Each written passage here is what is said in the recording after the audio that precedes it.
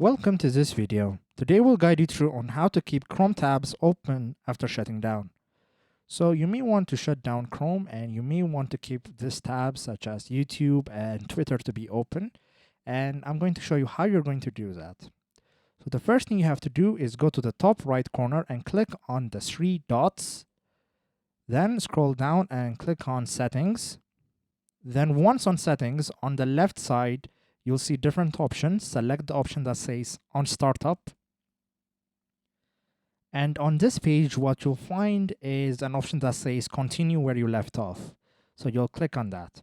So what this does is when you close down Chrome and open it up again, it will open up the previous tabs that you've opened. So to demonstrate this, I'm going to close Chrome. And when I open up Chrome again, you can see that the tabs have reloaded, just like they were before. So this is how you keep Chrome tabs open after shutting down. If this was helpful, please consider subscribing and leaving us a like. It really helps us out. See you next time.